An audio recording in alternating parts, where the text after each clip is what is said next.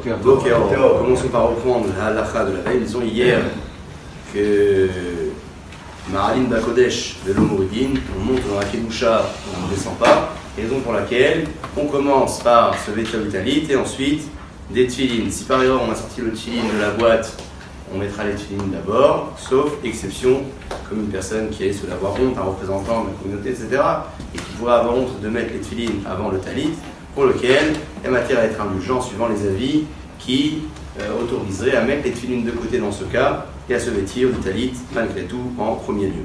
Parlons aujourd'hui de l'ordre des tefilines elles-mêmes. On pose d'abord le boîtier du bras, comme vous le savez, et ensuite le boîtier de la tête. Une bracha suffit pour le public séfarade, la bracha de l'Ehaniar Tefilin. L'Ehaniar Tefilin, ça veut dire poser les tefilines. Pourquoi ne pas dire Al-Keshirat Tefilin? Pourquoi ne pas dire le nœud des tefilines? Parce que la mitzvah, c'est pas de nouer, la mitzvah, c'est d'avoir des tefilines qui soient posées sur soi. Il y a un boîtier sur le bras et un boîtier sur la tête. Sur le bras, c'est Keneged Alev, c'est marqué dans la halakha que ce soit en face du cœur. Et sur la tête, c'est à l'endroit où Makom chez Mocho Shetino Grofes, c'est la fontanelle, donc l'endroit qui est fragile chez l'enfant.